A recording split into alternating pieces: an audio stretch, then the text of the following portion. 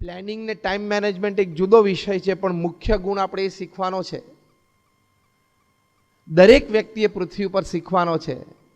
And it is absolutely inevitable for every person upon this earth to live, to strive, to progress, to succeed. કઠણ પરિશ્રમ, પ્રચંડ પુરુષાર્થ. There is no alternate to hard work. કઠોર પરિશ્રમનો કોઈ વિકલ્પ જ નથી. A success by chance is not always. કદાચ કોક તમારી પર કૃપા કરે ને તમને એક નાની મોટી સિદ્ધિ હાથમાં આપી દે તો એક ચાન્સ છે લાઈફનો. It doesn't come every time, but hard work ensures success every time. પુરુષાર્થ હોય કોઈ દિવસ નિષ્ફળ જતો નથી. આજે નહીં તો કાલે નાની મોટી સિદ્ધિઓ આપે જ.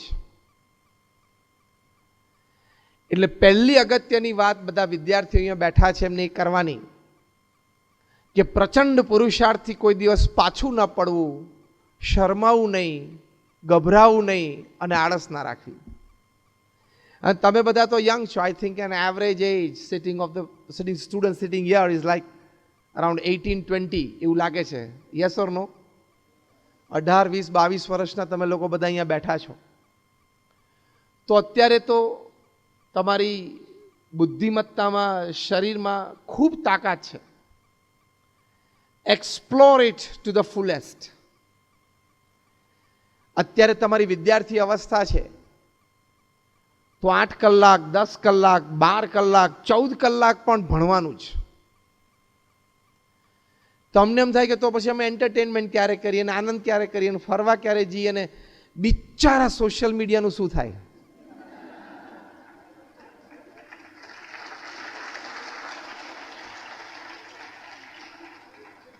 તું સોશિયલ મીડિયા વાપરીશ કે નહીં વાપર એ ચાલશે, પણ તું એને વધારે વાપરીશ તો તું વપરાઈ જઈશ.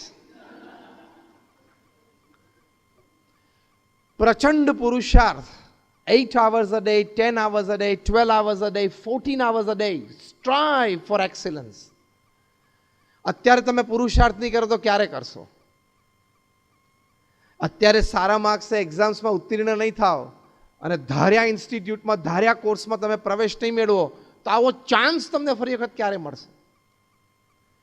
બીજા બધા ઘણા પ્રકારના ચાન્સ તમને લાઈફમાં ઘણીવાર મળશે. અભ્યાસ, student age will not come again. Yes or no? Just raise your hands. Student age will not come again. બીજું બધું જીવનમાં બીજી વખત મળશે, ત્રીજી વખત મળશે. માટે પ્રચંડ પુરુષાર્થ આ વિદ્યાર્થી અવસ્થામાં અવશ્ય કરવો. અને why not to come out with flying colours. તમારી પાસે એક પ્રોફેશનલ ડિગ્રી હોય, 2 હોય, 3 હોય તો ભલે લોકો તો જાહેરાતમાં લખતા કે કર લો દુનિયા મુઠ્ઠી મેં, તમારે તો ખરેખર થઈ જશે. એટલે એક્ઝામ સંબંધી પહેલી વાત એ કરવાની, from day 1 of your academic year go for intense hard work. તમારે એમ નહીં વિચારવાનું કે આ T20નો જમાનો છે એટલે 2020 આપણે પણ રમી લેશું, એમ કે છેલ્લા 20 દિવસ બાકી હોય ત્યારે આપણે પણ કંઈક કરી લેશું. હા, તું પાસ થઈ જઈશ, પણ જે તારે એક્સિલન્સ, એક્ઝામમાં એક્સિલન્સ, પછી એક્ઝામથી એક્સિલન્સ, એ બધી વાત પાછળ આપણે કરશું, પણ એક્ઝામમાં એક્સિલન્સ તો સ્કોર કરવી પડે. અને ગોડ ઇઝ નોટ પાર્શિયલ. કોકને વધારે બુદ્ધિ આપી, કોકને ઓછી આપી એવું છે જ નહીં. બધાને બુદ્ધિ સરખી આપી છે. કોક વધારે ઉપયોગ કરે છે, કોક ઓછો ઉપયોગ કરે છે. કોકને સારી રીતે એનો ઉપયોગ કરતા આવડે છે, કોકને સારી રીતે ઉપયોગ કરતા નથી આવડતો. કોક માની બેઠું છે કે એને વધારે બુદ્ધિ છે એટલે એને 90% આવે છે, મારે ઓછી બુદ્ધિ છે એટલે હું 40% લાવું છું. આ બધી માન્યતાઓ છે જે ખોટી છે. God is never partial. If you decide, you can. 21મી સદીનું આ સૌથી મોટું સૂત્ર છે. If you decide, you can. Now say with me. If I decide, I can. If I decide, I can. થઈ શકે છે. ઇજિપ્તમાં એક છોકરો હતો, એનું નામ હતું લેક્ઝન. બહુ તો એક કાયરોથી આવેલો એટલે લોકોએ ઇતિહાસ કથામાં એની લાસ્ટ નેમ કાયરો મૂકી દીધું. એ છોકરાને મન થયું કે મારે સારો અભ્યાસ કરવો છે. he came from a very rural area. પણ એને એટલી ખબર હતી કે અમેરિકામાં જઈએ તો બહુ સારું ભણાય. I am talking of things like 70 years back. તો એને તો ઘરેથી ઉઘાડા પગે એના મમ્મીને કહું કે હું ચાલ્યો અને તમે મને 1-2 દિવસ ચાલે એટલું ભાથું બાંધી આપો, પછી આગળ હું જોઈ લઈશ. એના મધર 1-2 દિવસ ચાલ્યું એટલું ભાથું બાંધી આપ્યું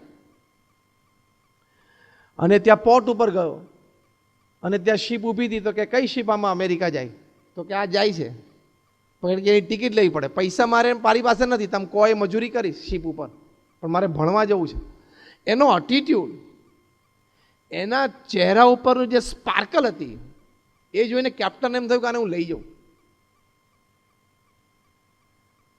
શિપ ઉપર તો 2-3 મહિના એણે જે કંઈ નાની મોટી મજૂરી કરવાની હતી એ કરી. એ કે મારે પૈસા નથી જોતા, ખાલી મારે 2 ટાઈમ જમવાનું આપજો તમે, મારે કોઈની પાસેથી પૈસા નથી જોઈતા. અમેરિકા પહોંચ્યો અને ત્યાં જઈને લોકલ ઉતરી કીધું કે સારું ભણવાનું ઠેકાણું કયું?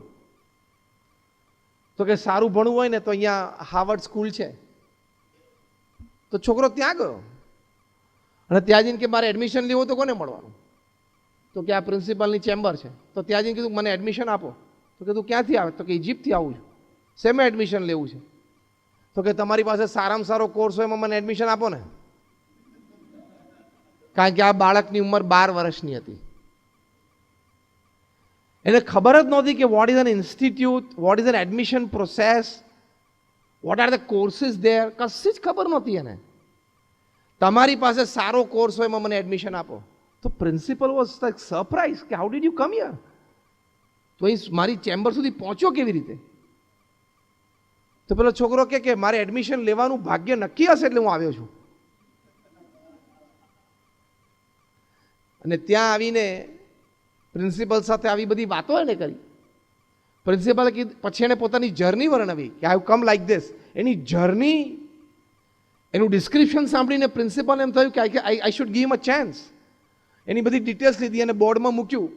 બોર્ડને એમ થયું કે આટલો કરેજિયસ છોકરો હોય તો આપણે એને એડમિશન આપીએ.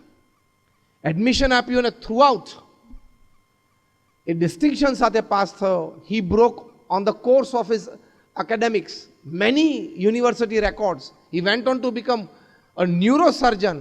અને લેક્ઝન કાયરો બહુ વર્ષો સુધી એ અમેરિકામાં ટોપ ન્યુરોસર્જન તરીકે રહ્યા. હવે એવું તો તમારા લોકોને ક્યાં કરવાનું છે?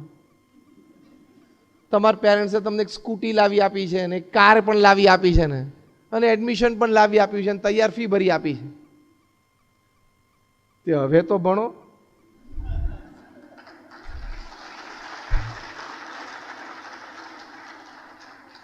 હવે તો એક્ઝામમાં પાસ થાવ.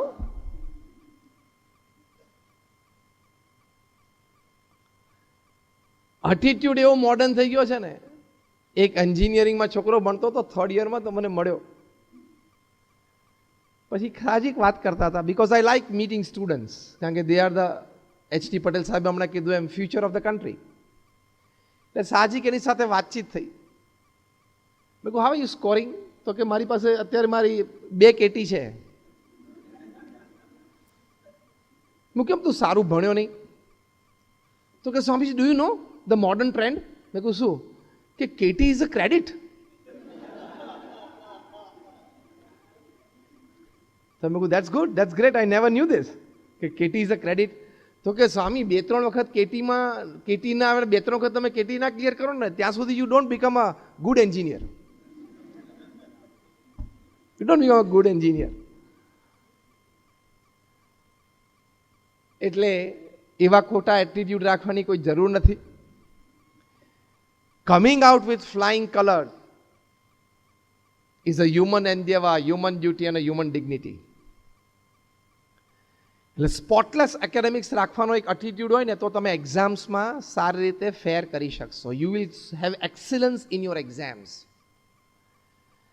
હવે લેક્ઝન કાયરો જેવી તો ક્યાં આપણે પરિસ્થિતિ છે? એ કરી શકે તો આપણે કરી શકીએ.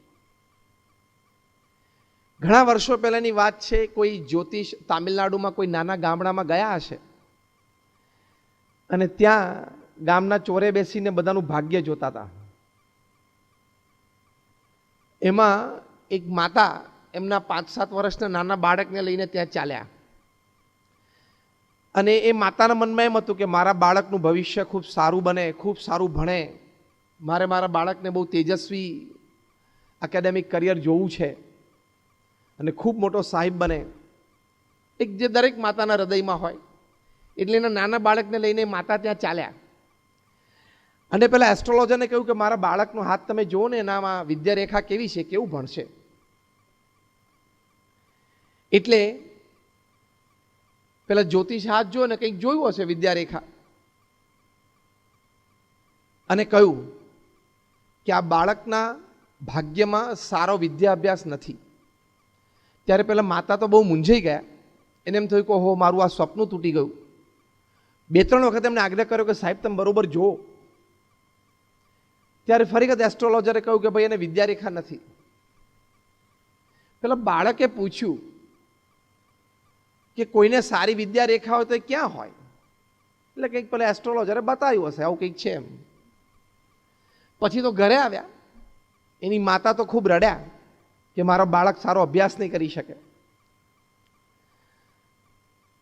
બાળક તો રસોડામાં ગયો, કિચન નાઇફ હાથમાં લીધી અને ચીરો પાડી દીધો હાથમાં. જે રેખાની દિશા પેલા જ્યોતિષે દેખાડી હતી અને લોહીની ધાર છૂટી, એની માતાએ જોઈને ચીસ પાડી કે તે શું કર્યું? ત્યારે પેલા નાના બાળકે કહ્યું કે મમ્મી, ભગવાન મારા હાથમાં વિદ્યા અભ્યાસની રેખા મૂકતા કદાચ ભૂલી ગયા હશે તો આજે મેં મૂકી દીધી. This is how you excel in your exams. મેં મૂકી દીધી. હું અભ્યાસ કરીશ, સારો અભ્યાસ કરીશ, પરદેશ ભણવા જઈશ અને પરદેશ ભણાવીશ પણ ખરો. That little boy, he went to England for his studies. He became MA with English from Oxford University. Later on, he became visiting faculty at Oxford. And he also became the President of India. I'm talking of Dr. Sarvapalli Radhakrishnan.